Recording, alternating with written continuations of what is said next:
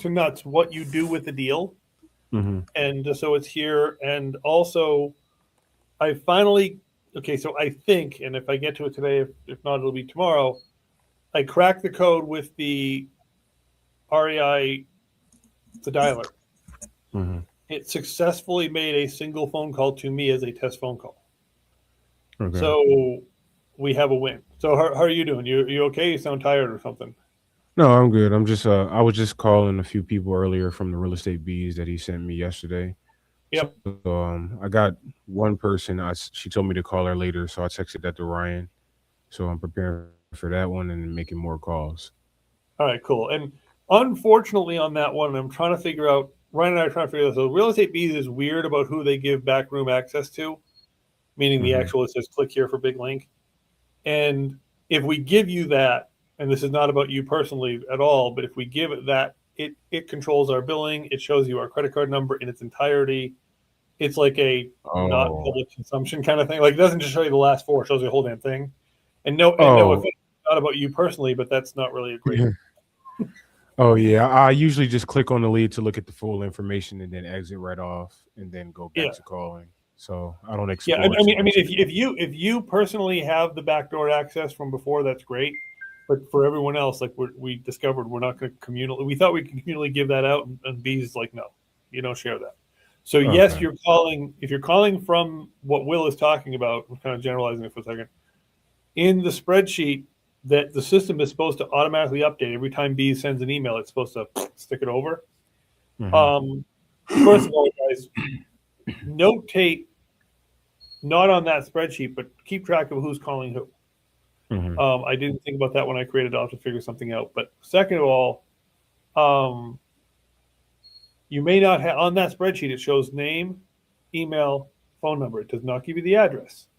So Mm-hmm. you have to kind of fudge it at first and say, "Hi, you filled out our form a couple weeks ago and wanted to get a value on your home." And you get through the "Do you have time" part of the conversation. Okay, so can you just verify the address on the property because my system kind of goofed that. My system didn't give me that. Mm-hmm. So realize if you're going off that list, Bill might have the password, I don't know, to the back office, but I can't share that to everybody. So, Yeah. like, if you're getting it off the spreadsheet, just fudge through. Hey, could you give me the address? Yeah. Um, anything else, Will? Any other ideas or questions? No, that's it. Just want to do more volume to Yeah. increase my luck. That's all. It's the same issue. Yep. Um, Yep. that's all. All right. And guys, the biggest thing, as Will is saying, and I'm kind of picking on you, Will, but the biggest thing on this is that volume is it, call volume is it, and the most important thing. And I just had this conversation. I think it was with Connor um, earlier today. Everyone has the same problem. First of all, it is a bit unnerving. And guys, cold calling sales is not. It's not a. It's a game lots of people love. I don't want to put it down at all as a game, but it's tough to know when the person's a little unsure about the answers and they're holding back, or they're totally like not going to answer you. But you that's why in our scripts, and again, our scripts are not God. There are other scripts. I think we might have stolen some of this. It's to give you thoughts of what to ask and thoughts of ways to ask it. You don't have to be like, oh, this is the question 12. Now let's go to question 13. But by asking things a few different ways, sometimes you get them to be more comfortable with an answer. And if they are totally like, go to Zillow, see what you can see, tell me what it's worth. And of course, Zillow is going to have like four pictures on it. If they're totally that, I mean, we will still get back to them with the best guess and we'll say, hey, listen, based on assuming you needed new furnace, new roof, new windows, new this, new that, here's our offer. If the house is in perfect shape, here's our offer. Here's the range. We can do that. You can fly blind. But the more we can tickle them to something, the better.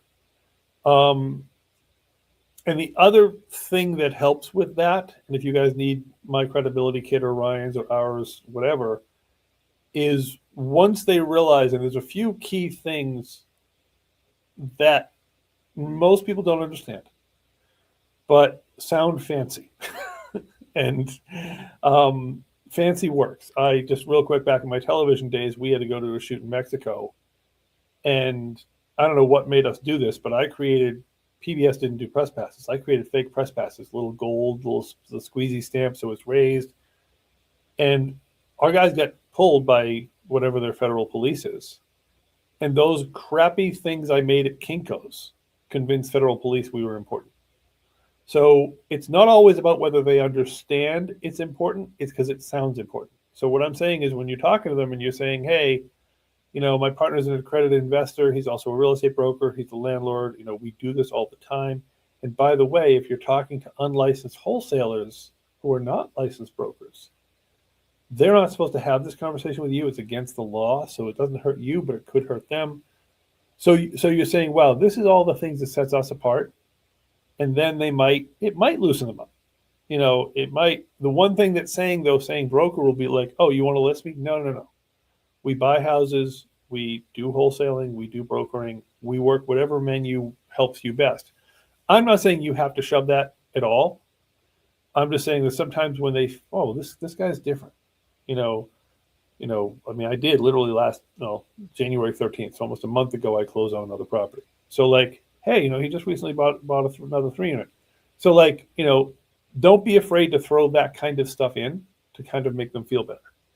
But the reason for our questions here, and have the form in front of you.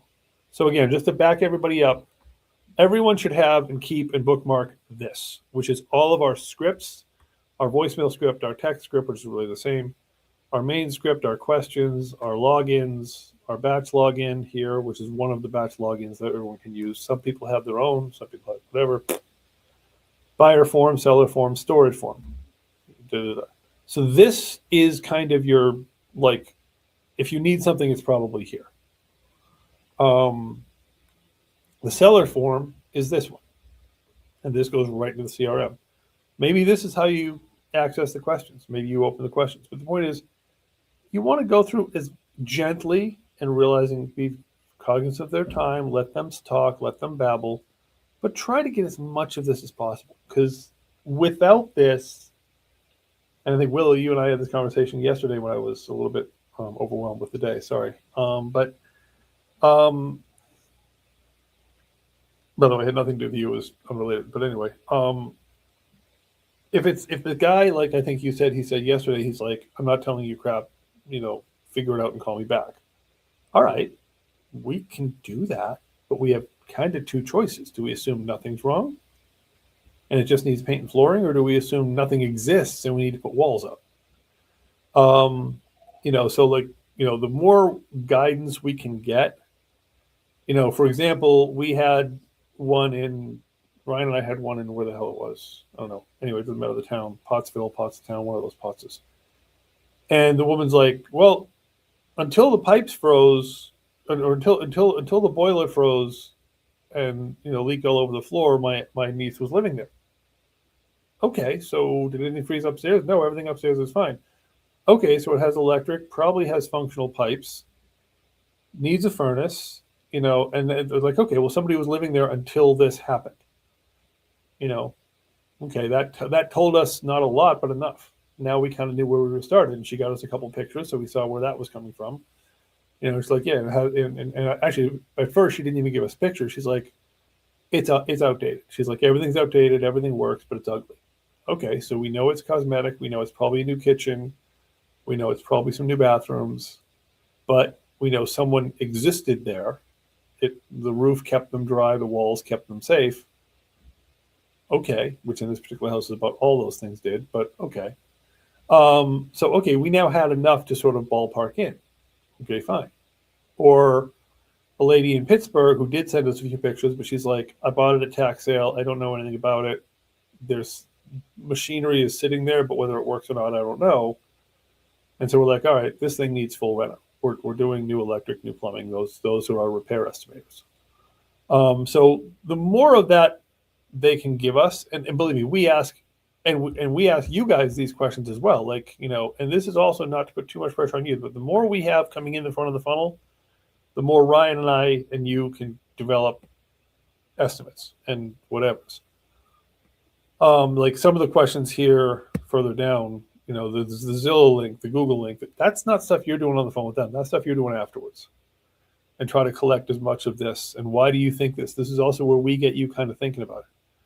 Now, something else that we are adding, and I'm not saying this is showtime yet, but we are adding is we've developed our own GPT, which analyzes deals. And this will be a whole nother training, whatever. But this will give, got to change that for everything now. This will give a long description of all the different options on the property. All you're doing is running it and sticking it into a field. That's it. You're just and then we'll cover it. All this is doing is sort of a quick analysis. And if you don't want to do this, I don't care. I'll do it because whatever. But all right, the pay GPT question. Okay, so you guys are we're gonna take the form. We're gonna do this for you probably because you have to have a pay GPT account to be able to access the link. Anyway, the point is we're doing stuff on the back end to be able to show you guys, and when we show you what this comes out with, you'll understand why the property analyzed the way it did. It gives the rental analysis, it gives the flip analysis, it gives everything else. So the more information, it's garbage in, garbage out. The more we have going in, the more accurate our world is coming out. Sometimes they don't want to talk. Sometimes they don't know. And people get scared when they don't know. So whatever. Now, if they are totally reluctant, like the guy that Will talked to yesterday, then you do your best. He's like, I'm not telling you anything. Come back with a number. First of all, realize a guy who gives that brief an answer, you try it a couple ways, you're just not penetrating it, is not that motivated, or he's tired of hearing from people. Which means he's also not that motivated. But anyway, and so we just wing it. Like that guy yesterday, he didn't give us much to go on, so we're gonna not have much to go on. The next thing you do, or part of what you do, is you go into batch leads and you enter in property address. And I'm just using this one as an example. And there it is. Bing. Okay, fine. And this is one of the things I like to print to PDS everything and stick it into the form. Although this print to PDF is kind of sucky, but I like to try to come up with something and stick it into the form so that, okay, and especially this top part. You can also save to list, by the way, and the comparables. And again, we're always doing on comparables, we're doing sold only. We don't give up about anything else. Sold, sold, sold, sold, sold. Last 12 months it's okay. I like last 6 months, but if it's a rural area, you might have to go longer or bigger circle.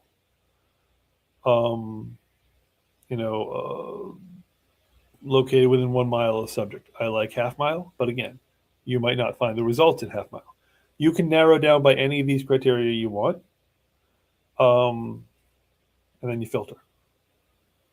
And Will, was yours that 3,000 square foot one the guy wanted 300 grand for? Yeah. Okay. And that's this Redding guy, right? Yeah. Okay. So, and that's good. That is going to be hard. I just wanted to clarify what I may not have said yesterday, is that you'll see down here, a lot of the comps are, okay, so now they are coming up with 3,000 square foot comps. Sometimes you won't find a comp for in that ballpark. But, okay, now and here's the problem. There's one picture of each, Hamburg and Redding. So, of course, we'll pick the Redding one. That's all we have. Now, and this is why Zillow, we don't like the Zestimate. The Zestimate and the,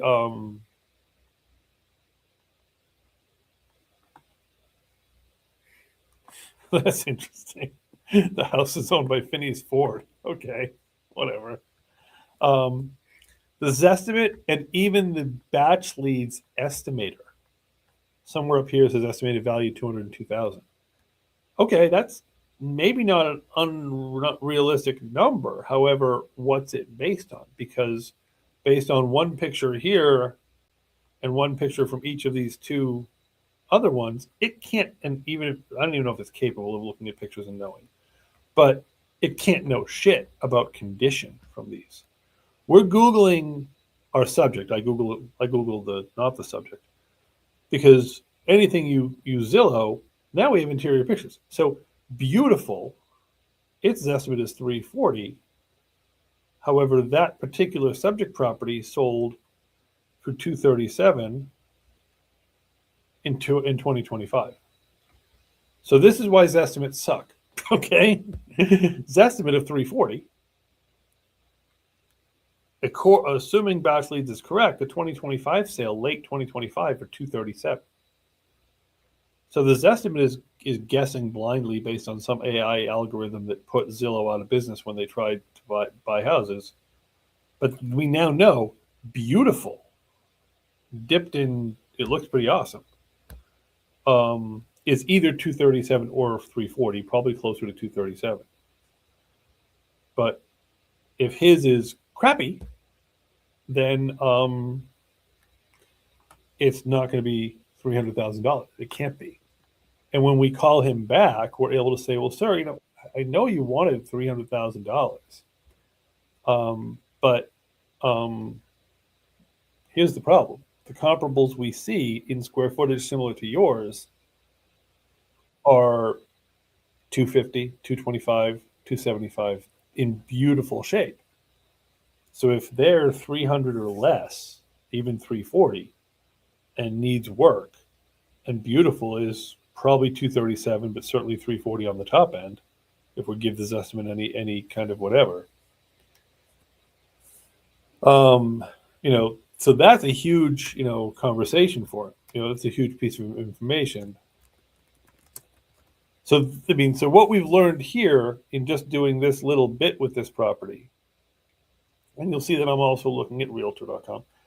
The other thing we're doing with it is we're also looking for, we only have one picture. It's a Google drive-by. So this property is probably not listed. It says off market, also good information. And we also look, I always search these for the word listed because sometimes sellers have them listed and either don't know, I don't know how you don't know that, but okay, or don't want to tell us. We have one we're working with on one property in Pittsburgh, and we're hoping to find a buyer for that. And on another, and she had brought up another property, and I Googled it, and I'm like, it's listed. She's like, well, of course it is. I said, I can't talk to you. You have an agent. I can talk to you about this property, the one we're doing, but not that property. And it's like, well, what do you think I should do? I said, if you've got an agent, I said, look at your house. You've got an agent that's beautiful, and it's not selling for the listed property. She's like, yeah, the agent's not doing any good. I said, no, it's not the agent's problem. Your price is too high. The market's telling you your number's wrong. So I always Google, because if they're listed, we don't have a game in it. You can also often tell by the write-up, which this one doesn't even have one. But if it's beautiful, move right in, blah, blah, blah. If it sounds like it was written by somebody who knows what the hell they're doing, it probably isn't the owner's words. So, all right. So all of this feeds back to the form. This piece of information feeds back to the form. The Zillow link feeds back to the form. You've now, image upload. So all of this feeds back here. So anyway, so I've kind of, so we've kind of covered that part. Then what we do, and this may not be a you do, but then what happens is you submit the form. For those of you who've not, and I'm just reminding everyone because I can't remember, honestly. If you haven't gotten your Go High Level login working, let me know. Let's get you in. Because then what happens to it on the inside, and I know I've covered this a couple times, and you guys tell me if it's too redundant, but I had this question from somebody yesterday, so I want to make sure everyone sees it, is you go into Go High Level when there's more information and more changes and more whatever, any kind of second contact, or we need to make an appointment. And once the form's filled out, you message me and Ryan on the group chat and say, hey guys, filled this one out. Here's the property address. Here's the basic rundown. I just filled out the form. Boom.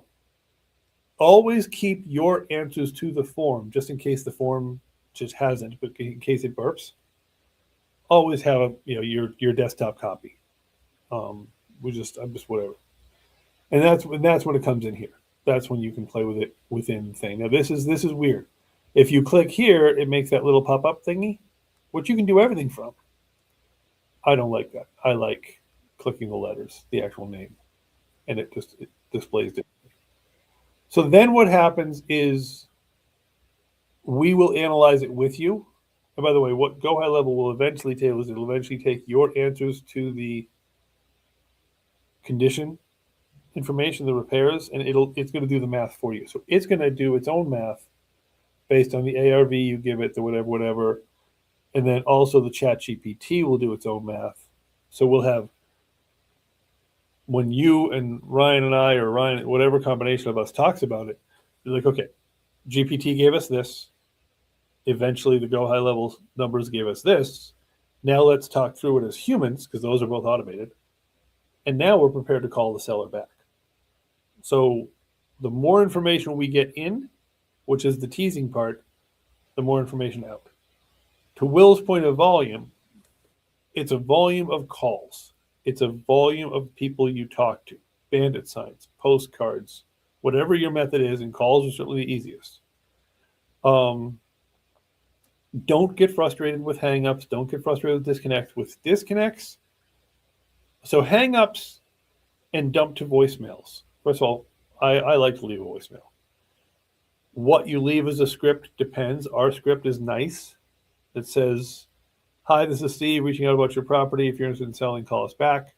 Some people like a variation of that. First of all, I like to mix it up, but some people like a variation of that where they're like, hey, it's Steve. We got disconnected. Could you call me back? Here's my number. People don't know what you're calling for, so they might call back because you getting that communication.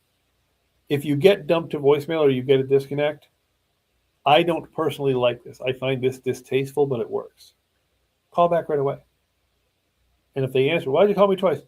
It sounded like the phone picked up. You give some excuse. Don't be an ass. Don't call like 4 times. They think something on fire. But feel free to call right back. And if you don't make a connection, put them, and you can do this in the CRM. You can do this on your desktop, however you want. Call them back in a couple days. Try them a few times. If you can make contact, great. If not, put them in as a seller and say, hey, we have this lead. Because if all you do is take something off the batch leads list, for example, or the bees list, you put it in the form, it's now Will's property, even if we know nothing about it. And you simply say, tried, left message. Okay. Then it can be back in the tickle file and it can exist. So the more things we get in the seller form, even if we don't have data, it's like, hey, didn't reach the person, we should try back. Okay, great. Next. So that's what we're doing in analyzing a property. Any questions from anybody? I've seen some people beep in, so. The Go High Level thing, I do have the app. I'm gonna need the login for that one.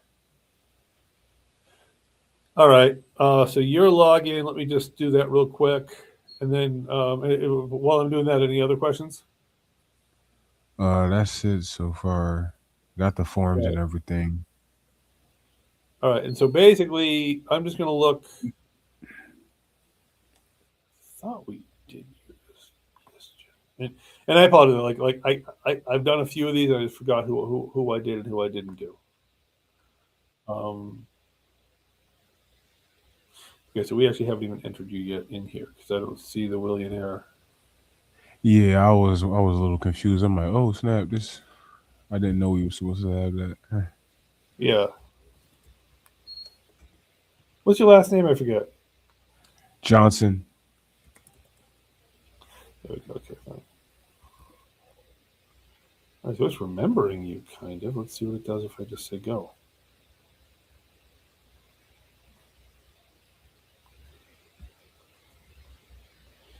All right, so what it should do from here.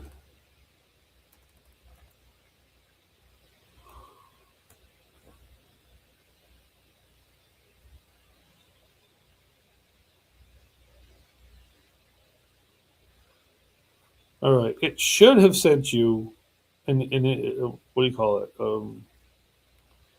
A welcome thingy. Oh, you should have gotten a welcome email that says, "Hey, welcome to Go at Level, blah blah blah," or something. Um, and then then you have to you have to do it, and you have to either do it and do your password and stuff like that. Um, verification email. Let me make sure. Hit it again. Okay, so you have so that's where you do your password and it gives you your whatever. The login, you go to gohighlevel.com. They're very good. It's right there on the homepage. Has a login button, but app.gohighlevel.com. And when unsure, almost all of them have fallen to this default app.company. Whatever.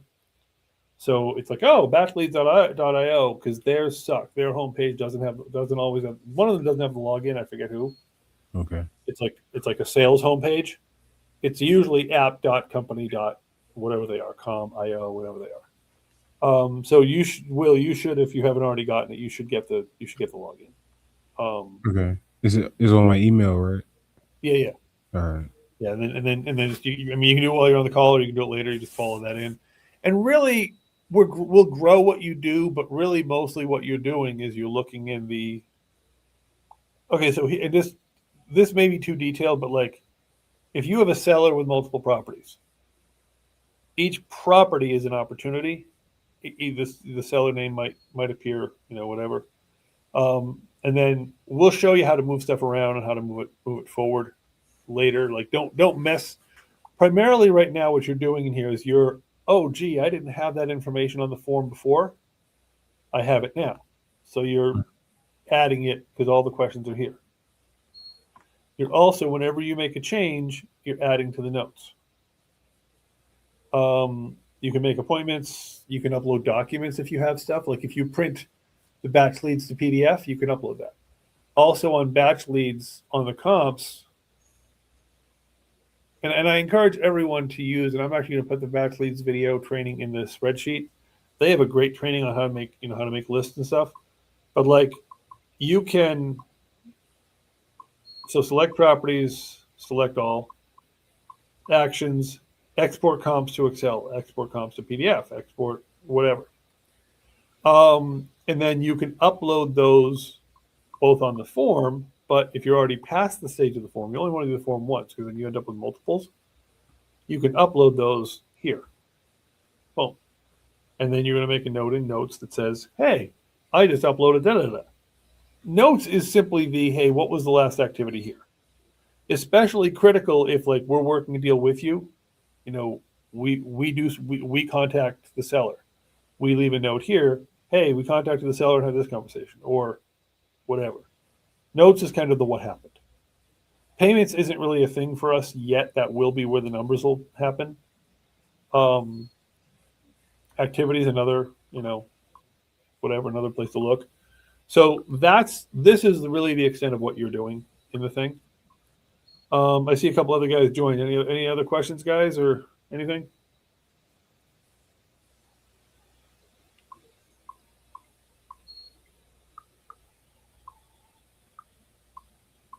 All right, so Connor, I'm just going to run real quick with your Nick property. I'm trying to find the address.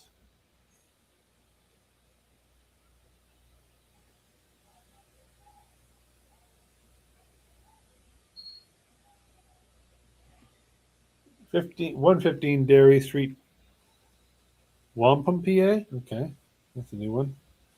I thought wampum was what the natives called weed, but maybe I'm wrong. I don't know.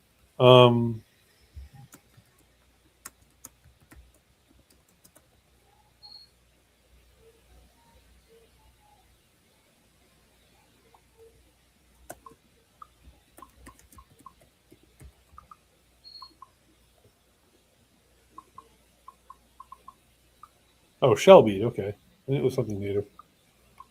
All right, so here, and this is a great example of a possible opportunity to print a PDF or cut and paste and make a document. So you could drag all this into Word and save it, and then upload it, and therefore it's always there. This gives us, now it's interesting, in this case it's blurred out. In some cases these will be actual visible, and you can just click and dial. And here's our comparable. So we're taking a quick glance. We're saying, okay, it doesn't know what its estimated value is. It thinks it's 784 square feet. It's saying it's a 2-bedroom, 1-bath, which is reasonable for a small 2-bedroom. So we're looking for sold, bad word. We're looking for last 6, last 12. Okay. Located within 5 miles. We hate that unless we need to. Let's leave 1.5 if it's a more, I mean, we like 0.5, don't get me wrong. But, okay, so it didn't error that out. Now we hit filter.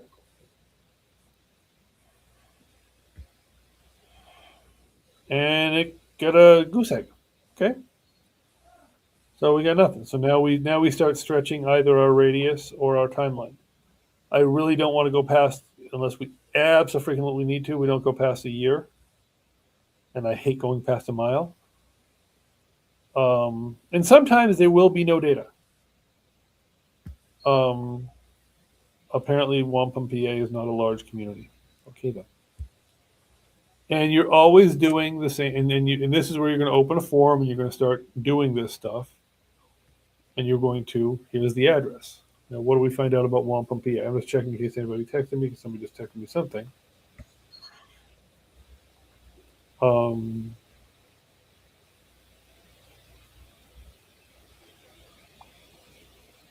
let's see. So what you're telling us about the property needs roof. What do you mean garage only? Garage is the only roof it needs? Connor, I lose you? It's a residential mixed zoning. Okay, so residential mixed. That's an important question, knowing. Sorry, are you there?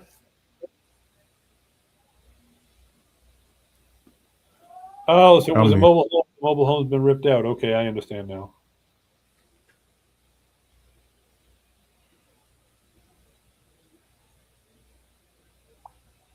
All right, so in your description, and this is not picking on you, I'm just saying I'm not understanding it, is first it says garage only, then it says a mobile home was there but ripped out, then it says little cosmetic work inside. Well, if it's only a garage, is that what it means? Or is there another structure on the property?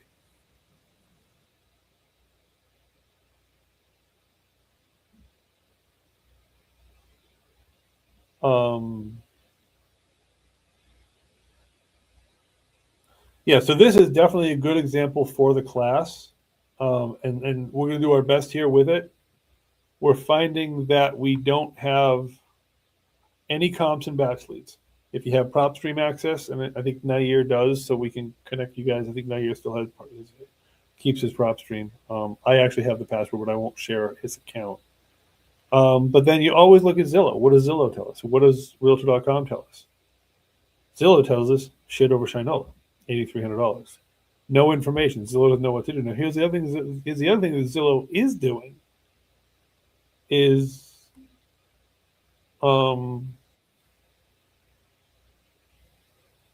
we have to see, because these towns don't match. But okay, so 75,000, 18,000. If these are close, we would have to look at that on a map and see where they are. Okay, so yeah. So if these are close, then okay, we've now learned that it's a low end market. Now, assuming this one's close, this is what $75,000 gets you with a shitload of photos in that town. Look how beautiful it is. We don't want you to look at the property. We don't want you to look at the building. We want you to look at the property. All right, it's a crappy 70 mobile home on a beautiful lot with a nice piece of, a nice waterfront piece of land. But it's totally livable. I say crappy because 70 mobile homes are structurally crappy, but somebody can live there. All right, so $75,000 gets you a livable home, not in gold condition, but okay, fine. So this is probably a good comp. Now, this goes back to what I wanted to cover. When talking ARVs, you've got a list of, like we did on the other one, it's 240 to 340. We came to 240, Zillow was at 340. assuming those estimates are not a pillar, so don't take that as that, but you go to the 40th percentile. Okay, so again, American math isn't that great. That means below the middle. So 240, 340, well, let's get easy. 200 to 300, 250 is the middle, 240 is 40th percentile, so a little under. So we're going to assume that we're going to sell it dipped in gold for a little below the middle of the ARVs that have been presented. So then when we're doing our value math, we're saying, okay, it's not 340, it's not 240, it's whatever that is, 260. That's our number. That's where we live. So this is probably, and this is not dipped in gold. So let's say, okay, 75,000. Maybe that's our, if that's all we have for data, that's what we go with. So its finished value is 75,000. And just to walk it through, and this software will do this. We'll show you how to do this, and all you're doing is data collection. I'm not putting this on you. Now we're saying, so 70, so whatever your ARV is, 70% minus repairs. So let's say the ARV is 100, 70% is 70,000. Minus 50,000 in repairs, the place is worth 20. Yeah, we've beaten it up twice. We've done 40th percentile on the range of ARVs, and we've taken the 70% that every flipper is going to take. But now we know we should be in at a safe number. Now here's 115 Derry Street. Don't know squat about it. Off market, probably owned. But it puts it doesn't have a valuation for it. So basically, this is all some of the steps. Now, the other one we're forgetting is Google Sheets. Now, by the way, this also is interesting because 115 Derry Street, Wampum on this site gives us this picture. 115 Derry Street, Wampum on Zillow gives us no picture. And we're in here somewhere. We don't know where we are. You aren't going to go to the level of going to the GIS for the community, which is the aerial plot lines at this point. We don't go there till later, if at all. We go Google Street View and Google Maps, which is kind of sort of the same.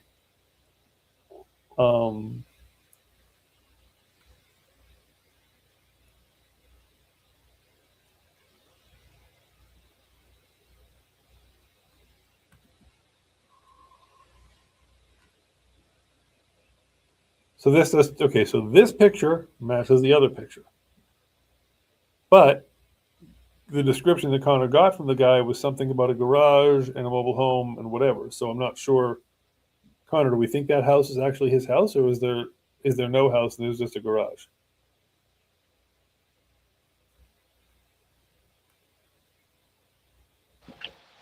Hello? Yeah. Oh, okay, you can hear me. So, yeah, it kind of got confusing.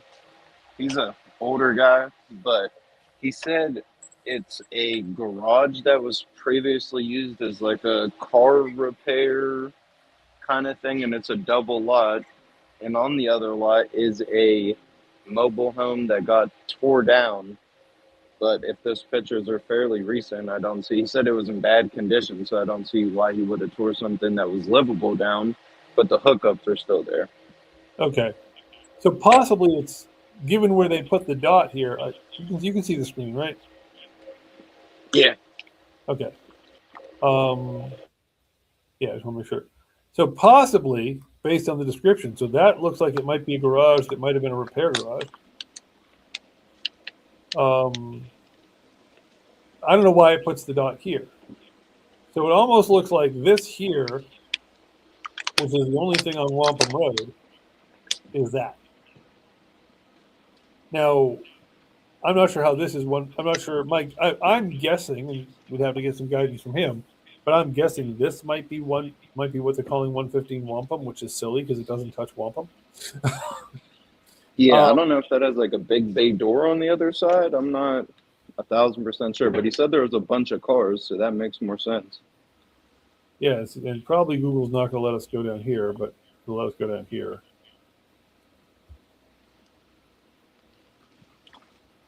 It shows. I mean, look. I mean, and believe me, this should not be. I mean, we're doing more time on this now than we maybe would have, but I don't see any sign of a mobile home here. I see enough going on back here that maybe one of these contraptions is a mobile home. But basically, you know, we're probably guessing that it's not this house. It's something of what's back here. Is that a side street you can go down, or is that an alley to the right? It's not indicating. This isn't indicating any kind of touchability, and neither is the one back there. It's not. I It's not see really a bunch of cars, so I'm wondering if that's the driveway, that gray and white to your left, with all the cars. I'm wondering if that's the garage. You mean over here? Yeah. Yeah, I mean, that's my guess, and it probably is legally wampum because this probably doesn't have a name. Although, when I was on the aerial, it did have a name.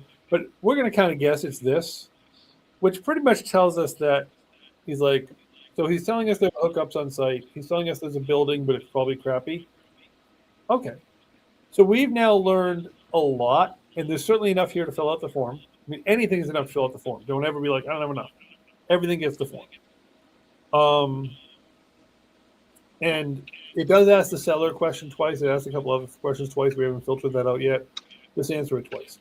Because some of them are connected to CRM, some of them are not. I haven't figured out with my developer what's going on there, but just fill it out twice.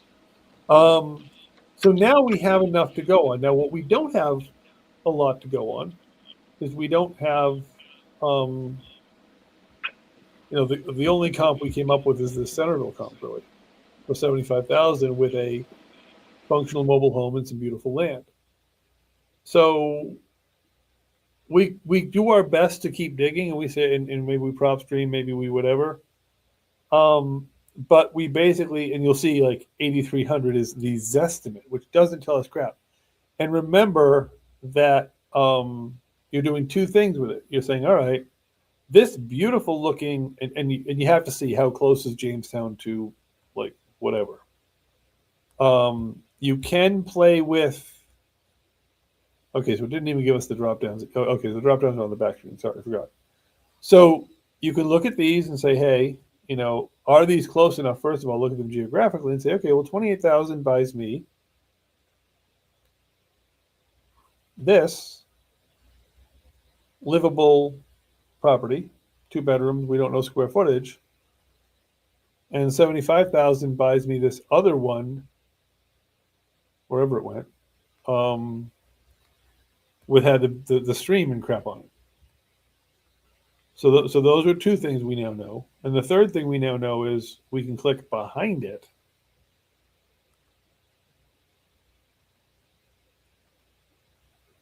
We don't want for rent. We always want for sale or sold. Again, it's always our request is sold.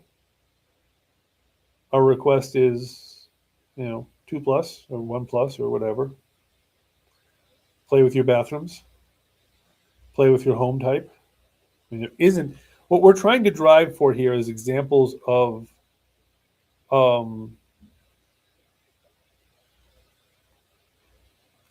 houses, lots, land. He may be more of a lot value, and manufactured, meaning mobile or whatever.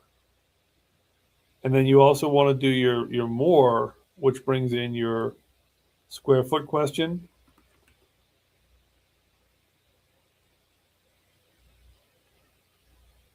You know, your lot size question, if we have that. You answer a few of your other questions. And so we now see, okay, 145 is a 2-bedroom. And again, you have to look at this and see, okay, this is wampum. Okay, so this is wampum. It's a 2-bedroom, 1-bath, 798 square feet.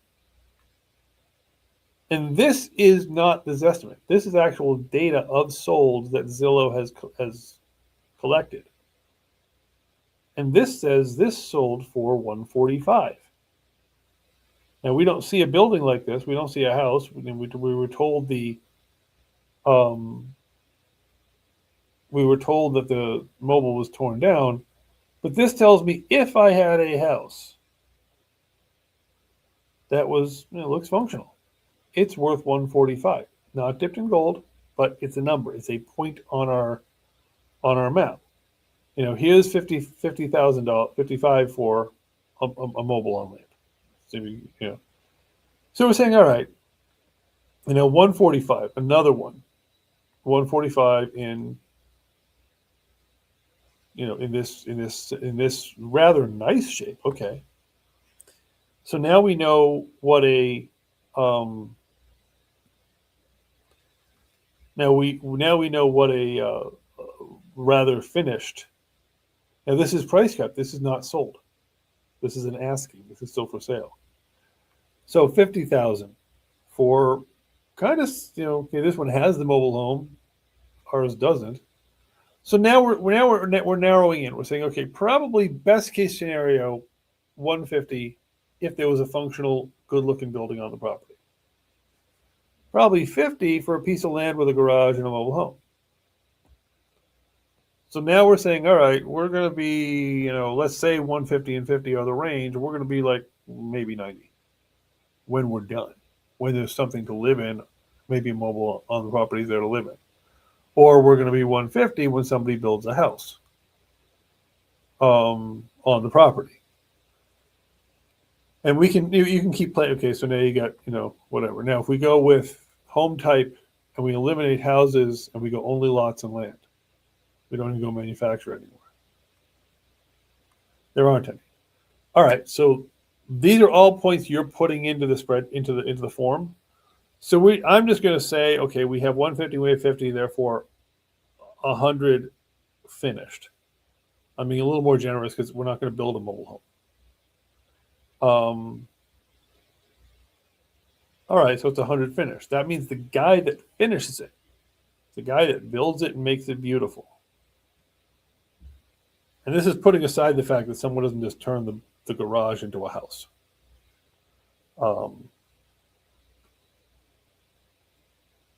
Is going to sell it for 100. So he can only be into it for 70. And let's say you can buy and place a basic modular for 50 grand by the time you slab it and you do all the other crap. Which we did, at some point we say, all right, we have to make a guess. Now, if we build something, 1,000 square feet, you're building for $150 a square foot. This thing is upside down because 1,000, 150 grand, it's going to sell for 150. He doesn't really have any land value there. He just minimal, if anything. So we're having to be realistic. We're guessing a little bit. And we're having to be realistic a little bit. And this is why we're all working on this together. You, me, and Ryan, and any combination. Ryan and I are pretty much interchangeable in the equation. But normally, guys, feel free to reach out to us both. Ryan is much better on the front end. I won't say I'm much better on the back end, but back end is more where I live. But we're kind of interchangeable on this.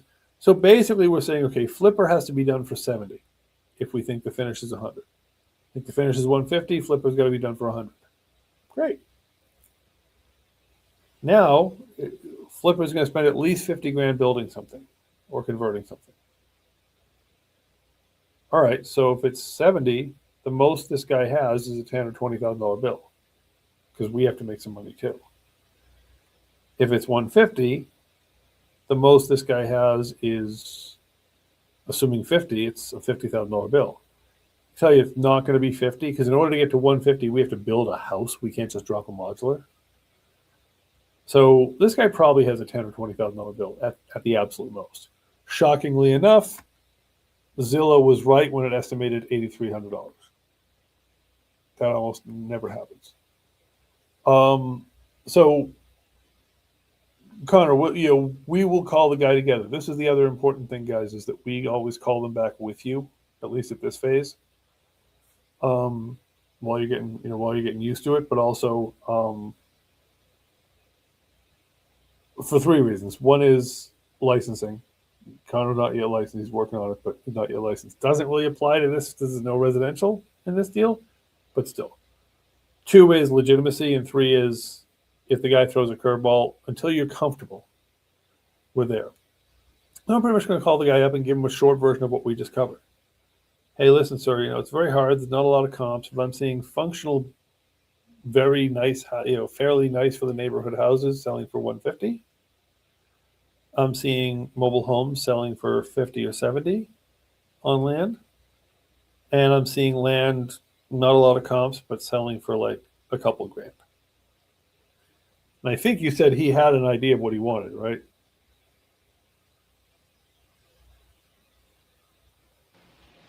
Yeah, he said he wanted 150. Yeah. So, I mean, this is it. So this is again, and this is what you run into. So you get a lot of no answers and a lot of no reaches, and you get some absurd requests. And that's where we simply say, listen, sir, we are, we're also licensed brokers. We could list you and do the best we can for you to get that number. But as flipping for residential, we don't see that number here. Now, because he's mixed zoning, it opens up other questions. And Connor, I'll unmute you a second. I was trying to the static out. Because we have other. Okay, so mixed zoning brings up opportunities and risks. And again, this is much deeper than you guys need to go, but just so you understand, the first risk is I heard it was a repair garage. Any commercial property, land or otherwise that I buy, I always do a phase one environmental, especially when I hear dry cleaning or anything automotive, because obviously the chemicals in those two fields are bad. Dry cleaning stuff is very deadly and will poison the world for a long time. So that's the downside of a commercial application. The upside of a commercial application is there might be a car guy out there that wants a shop. This also might be, depending on the size of that that building, the garage, the shed, the whatever it is, or the land. This might be an opportunity for self-storage. I mean, a town that tiny, don't know, but that will be part of what we could also discuss. Because once it gets outside of a residential R1, R2, whatever that town calls residential, other opportunities exist that might increase its value. So we don't necessarily say no to them. We say, listen, this is what we found, doing some quick looking around, knowing how large, and how large his lot is. I'm not saying you don't, but you have that. Okay, so that's great. I mean, he's got, again, a sizable piece of property. I think it was like 130 by 180. So 12 by 12 is 14,000. So it's about a quarter of an acre, something like that, a third of an acre. So okay, so he's got some land to do something with.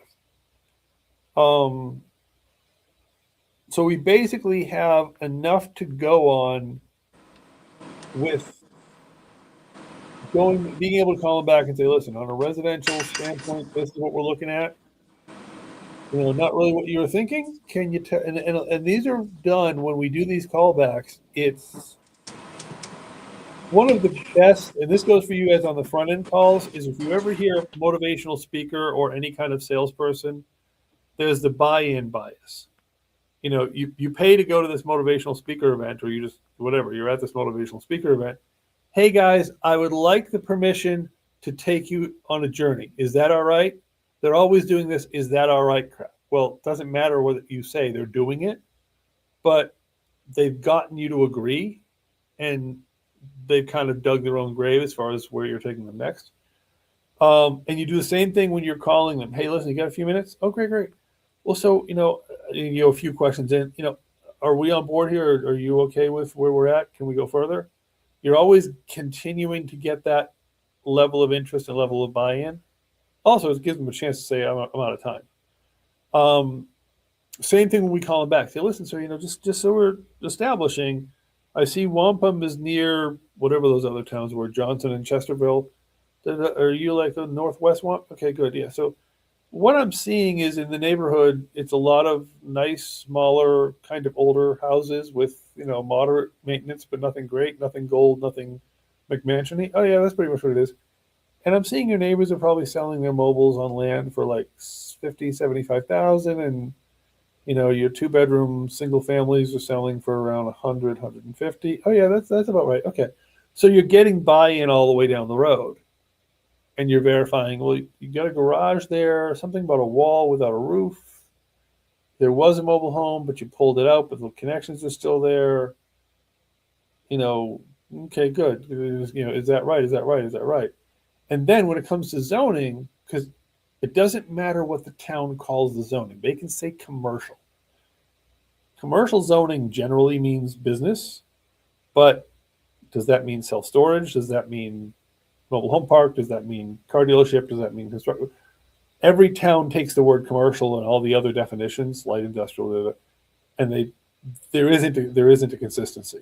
So do you know what that means? It's allowed. I mean, it was a cargo. So you're always quizzing them and then saying, okay, well, great. So we're all pretty much on the same page, and thank you for that information. And you're taking notes. So here's what we found.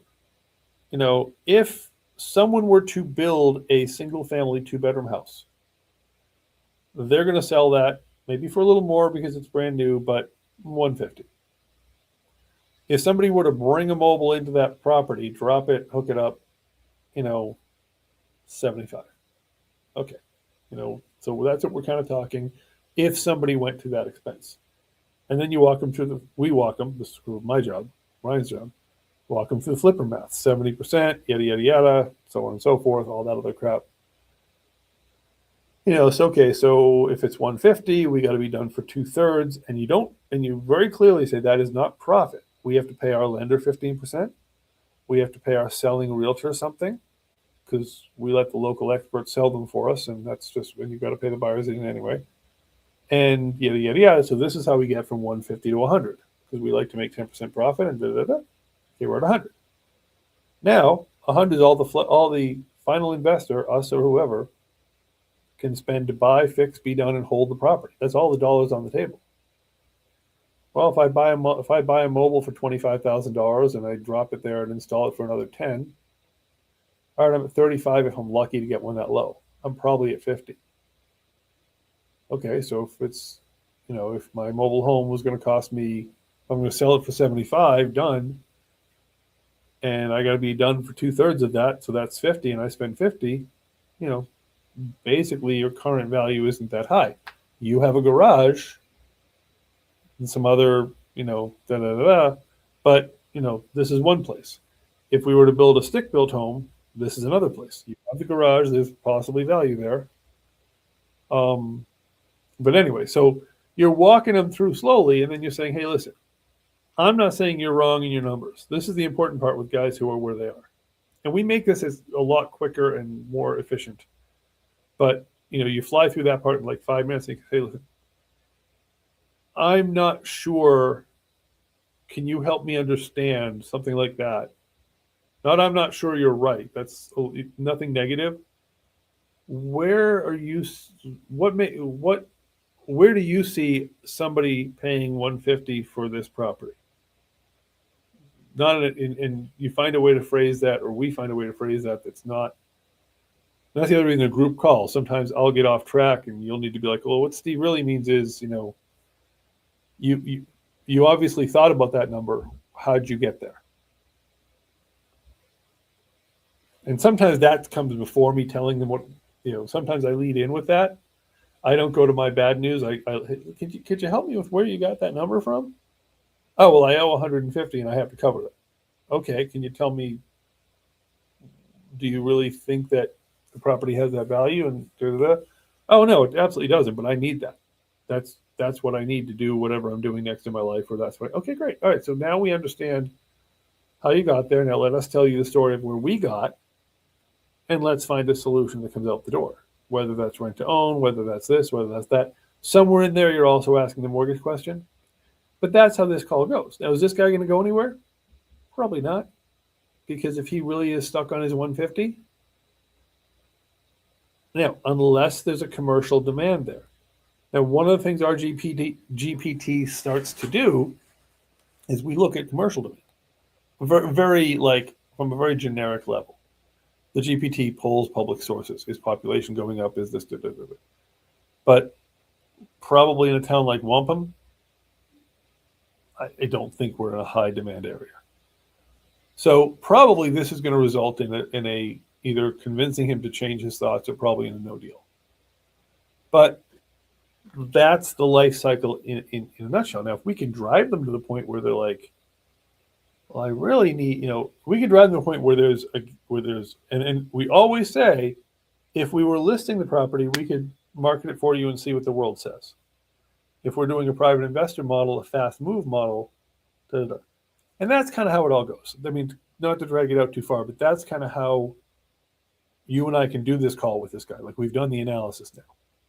And again, you have probably already filled out the form. That's how it got to me. And now we're going in here and we're inputting whatever we found out, and we're also adding to our notes. And hey, you know, Connor and Ryan discussed the property and analyzed it, and here's what we came up with. We're uploading any documents that came from that analysis, the ChatGPT or whatever. So whoever goes back to this lead next has everything. So everything we just did, you know, and everything we do with the AI and whatever gets put in here. Even if it's, you know, my note for today should be discussed it on the class, walked it through, saw mobile homes selling for 50 to 75, saw 2-bedroom houses selling for 145, being sold for 145. You know, property has garage, but doesn't have a house, commercial mixed use zoning. It's hard to figure that out because there's not a lot of public data unless you're a member unless you dig deeper. So we include all that, and then we get on the phone with the guy. And that's why that way, if Ryan and you analyze the property, which we've kind of done here, and I'm the one to make the call with you, the stuff is here, basically. That's what this is. That's what this. The biggest key is there's one place to look. It's not, oh crap, I know I emailed that to Ryan. Was that last week or the week before? No, it's here. It might also be emailed and it might also be group texted, but it's here.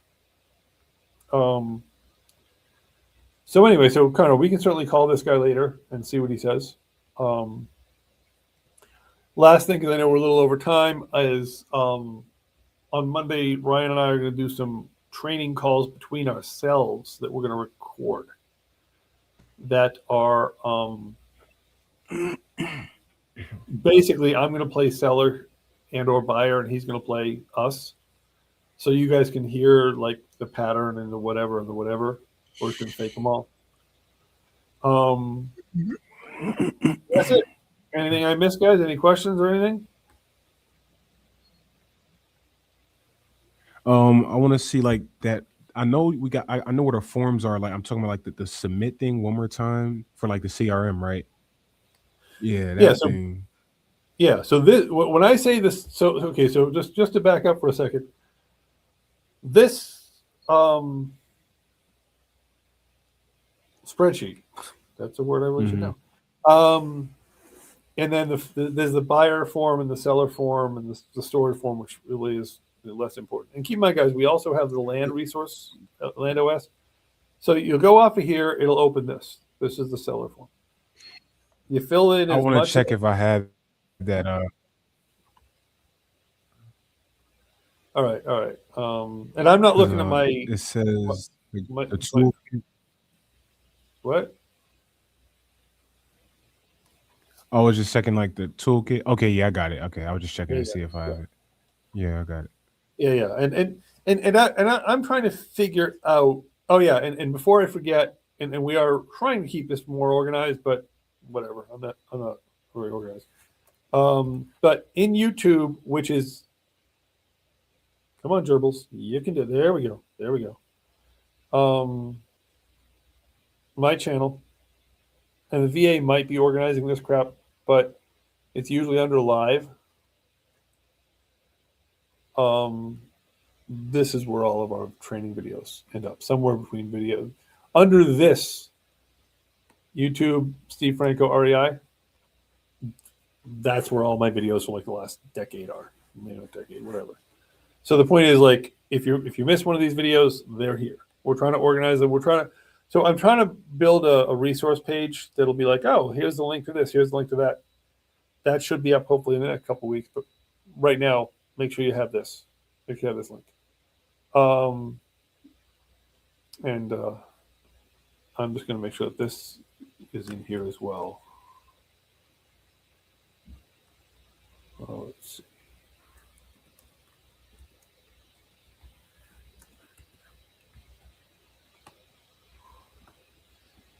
And I'll have her organize this better, but for now, YouTube's in red. That's a horrible background color. Something light other than that. Okay, whatever. Anyway, so the YouTube link is there. So yeah, so you fill the form. From your spreadsheet, which is just tools and links and shit, you fill out the form. Once you've submitted the form, and I don't know why, but it makes you click this. I accept, whatever, fine. That's when, once it's submitted once, everything else is from here.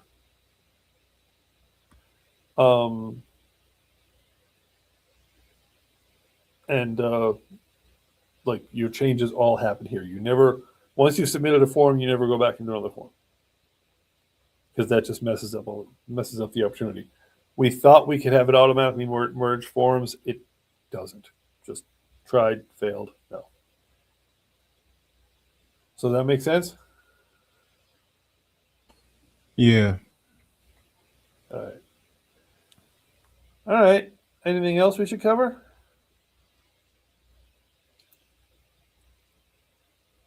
Oh, actually, I know. So Will, for your guy, and we can call him back today.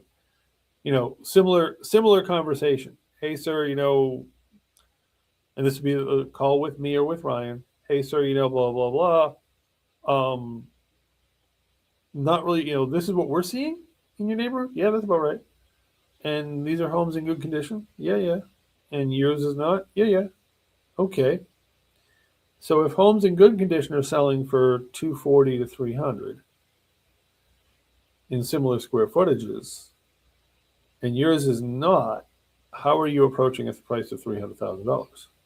Again, non-confrontationally. Or, hey, sir, before we get started, just kind of curious, where'd you come up with your price number?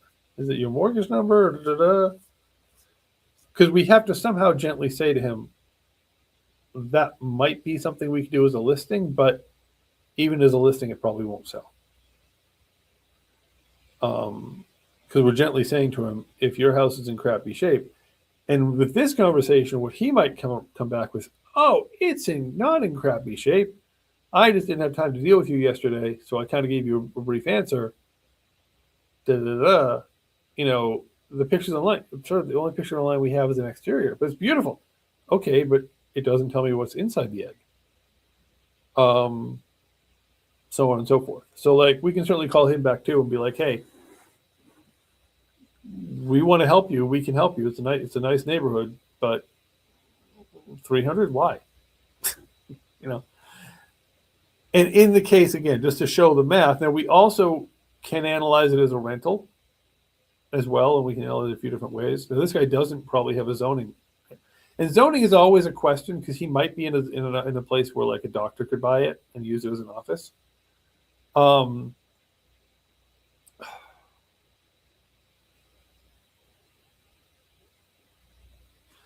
But probably the conversation with him is going to be, what number can we really get it at?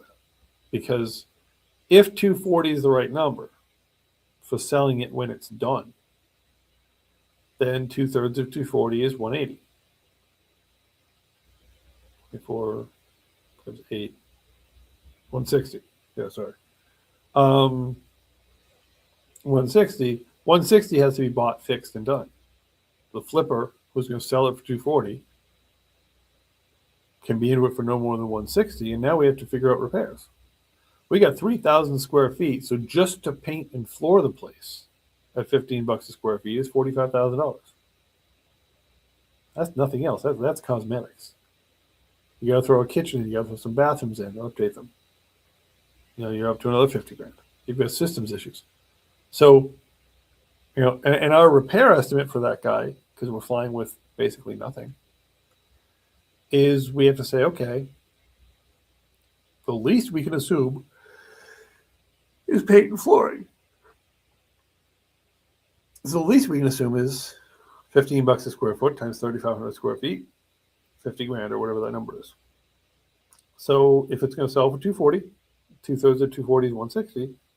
160 minus 50,000 in repairs plus 10,000 in wholesale fee is 100. So we're thinking 100. He's thinking 300. And when the distance is that far apart, and when they're as reluctant as this guy was to give information, we're going to get through this conversation quickly to the point of whether or not it's even worth having. You know, it's like, hey, sir, how'd you come to your 300,000? First, I get on. It's credibility. It's broker. It's, you know, I could buy your deal, whatever. Then it's, this is what we're seeing. Yeah, okay. So how'd you come to your number? I mean, not confrontationally, but what do you think? Oh, okay. All right. Well, here's what we're thinking.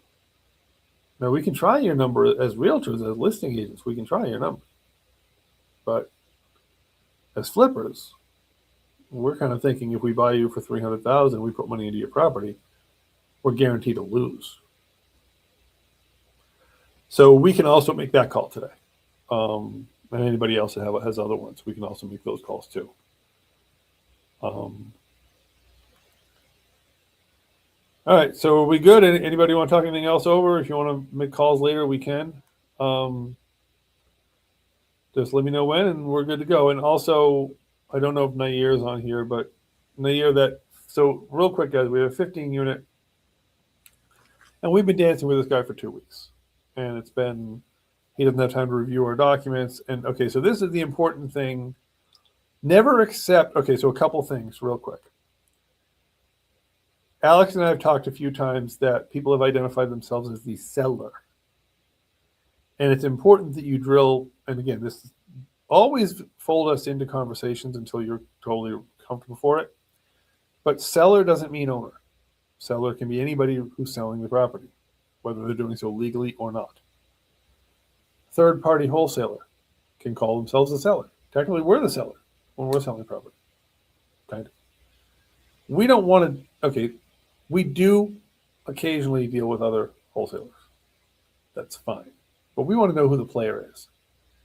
And if they're not the owner, then our conversation with them changes, because it's not about, if they already have it under contract, it's not about getting them under contract. It's about what are they offering? What's their deal? How do we fit?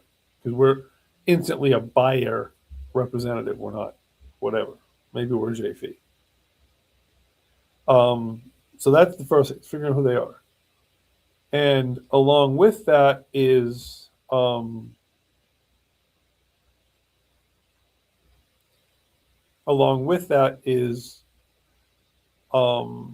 never, okay, anything you get from anyone gets included in the form. If you get someone like Will did on one of his first things, well, the seller sent me a contract.